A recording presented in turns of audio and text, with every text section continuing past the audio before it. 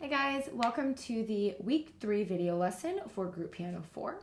So the assignments that you have for this week involve the full technique routine in the key of C, and then some stuff from our unit. So the full technique routine is attached in a separate video. It'll be linked on the module, and it's also on the YouTube playlist for all these all the semester video lessons. So basically, that's going to be the assignment that you're going to have for the remaining weeks of the semester. Is just going through this full technique routine of scales, arpeggios, chord inversions, and chord progressions in major and minor for each key. So that is going to be really straightforward. That's basically what your technical activities are going to be through the end, just to kind of, again, review everything that you've learned and working through those things in each key. So the videos for those show like a bird's eye view of the keyboard while I play that, so that you can kind of notice the fingerings and note names and everything, and so you'll play along and that's what you'll do. So that's not going to be part of this video, but I have recorded them all separately, and that will be linked on the module and in the YouTube playlist. So we will go ahead and jump into the unit for this week, which is Unit 16. And here we are learning about three-part form, ternary form. So over on page 207, they have you playing the fully diminished seventh arpeggios. So this is an activity that you could go through and try just to practice those fully diminished seventh chords. We won't go over that right now, but that is a good technique activity to supplement your other technique activities for the week. So we'll go ahead and look at the solo rep. So the basic function of ternary form is this idea of kind of like a rounded binary, but a lot of times it will have, again, like here, we have a da capo, so instead of it being A, B, A prime, it's A, B, A. It's the exact same thing at the end, and there's usually a lot more of a drastic change in the B section. So again, we can see that the A section does not modulate. It just ends in D minor, and then we go straight over to F major.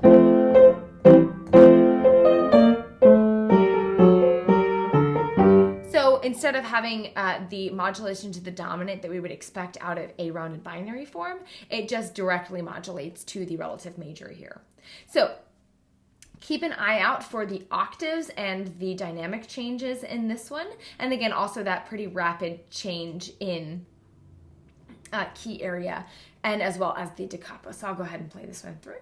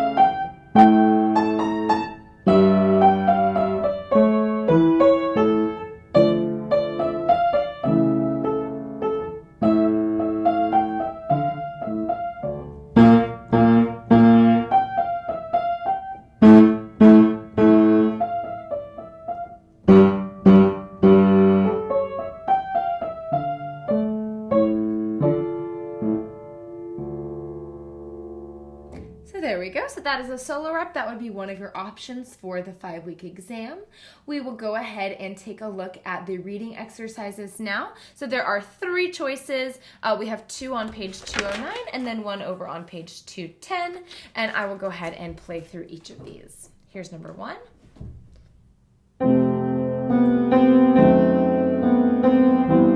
No, that's not right.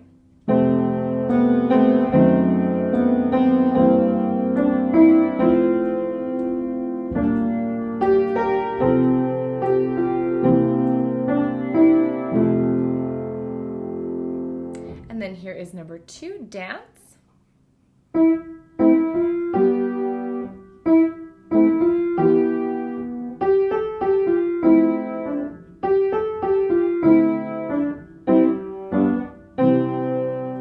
Some very classic Bartok, lovely. And then we have number 3, chorale.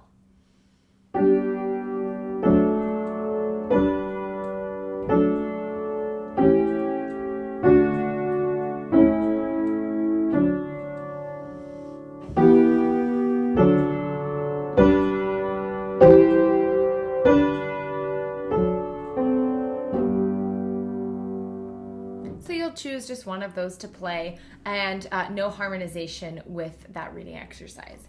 So we will go ahead and take a look at the harmonizations. So for this week, you will choose one of these 3 harmonizations on page 210 to 211, and you will play it along with the transposition. So just like we did in week 1, I believe, or was it last week? Yeah, because last week had no transposition. So this week it has transposition. So I'm going to pick one of these and I'm going to demonstrate it, how I would kind of work through it. And then you can choose whichever one you want to do and replicate those same steps. But I'm going to go ahead and do Meet Me in St. Louis, Louis. Oh, it's like the guy is named Louis. Okay, interesting. So we will, so here's how I go through this one. So our original key is C. I'm going to play through the chords. So we've got a 1 chord, 4, 6, 4. It's just like the chord progression. 1, 5, 6, 5, 1. Now I've got a 5, 7, a 5. That tells me that's going to be like a major 2, 7, basically. So that's going to be a D7. Then I just bring that up. 1 inversion there for the 5, 6, 5, a 5. And then G, then no chord. Now a 5 of 6 is like a major 3, 7. So root position, that would be an E7 chord, but they're having us show that in a first inversion. And then we're going to go to our 6th chord. Then we're going to do no chord. Then we're going to jump back down to that D7 in first inversion. G, 1, D7, G7, 1. So then you would go through and play the melody.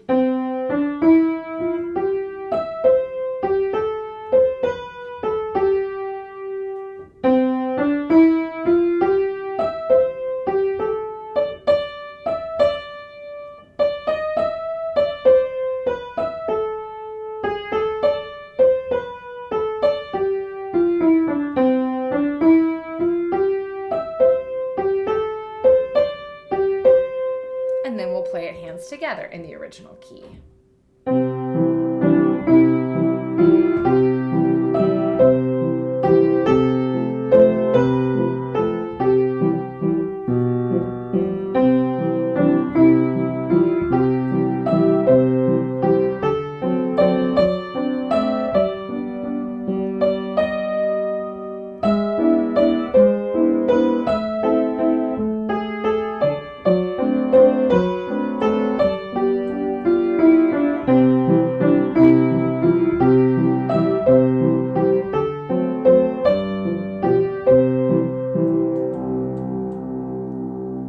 So with this, one thing that I would try to do is try to stick with the inversion that they suggest. So again, when they have this 5, 6, 5 of 6, it is really good to make sure that you have that G sharp in the bass. It also makes it a lot easier to get to that A minor chord. There are a couple places, again, like this 5, 6, 5 of 5, when you get there, it's not the end of the world if you play it in root position. It'll be just fine. Or same thing at the end, if you do the 5, 7, whatever you want to do at the end there, I think will be just fine. If you change the inversions up, that should be okay. So now we're going to do a little bit harder. We're going to get to the transposition. So the primary chords are pretty easy. My 1, 4, 5, 6, 5, 1. So if I'm thinking about, okay, well, what's my 5, 7 of 5 in B flat? Well, that's a C7. There's my first inversion. Pretty easy. Okay. Now, what is my 5, 6, 5 of 6 in this key? So again, I'm thinking about what would be like a major 3, 7. That would be like a D7. And then I go to my 6, which is G. Oh, and so it's like, okay, that makes a lot of sense. So pretty simple. So just identifying those secondary dominants is really helpful. Hey girl, what's up? Why is the meowing happening? Is everything okay?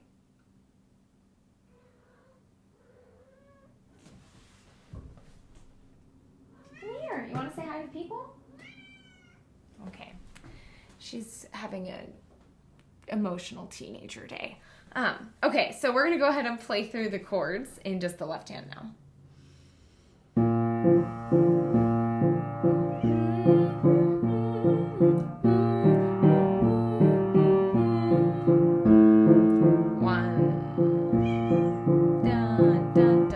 Here's our C7, inversion, F.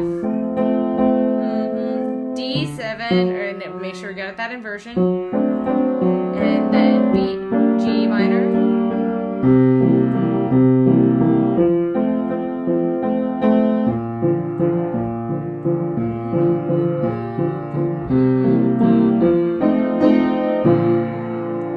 So we got that. Now we'll try the melody.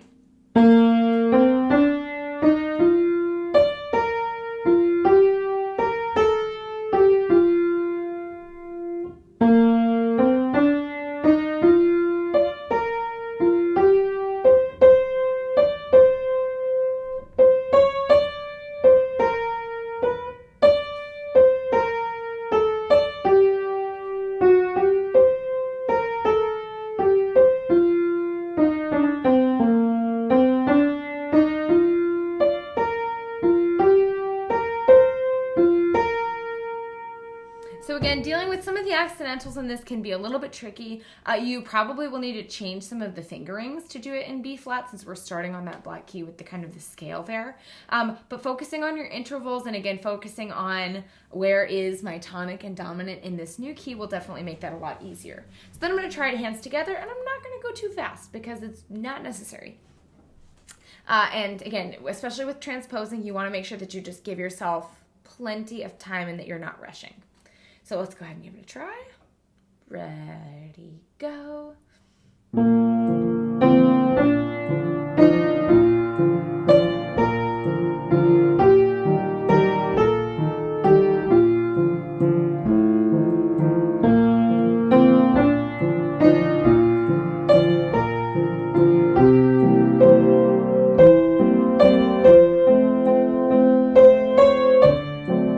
I always forget that inversion.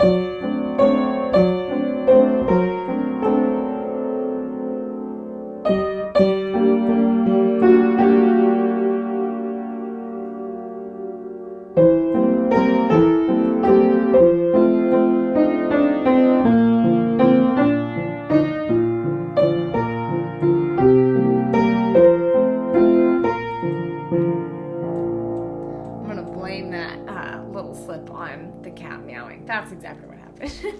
So again, give yourself plenty of time with that one, and feel free to run over each part several times separately. And if you want to choose one of the other harmonization options, I just suggest that you follow the same steps.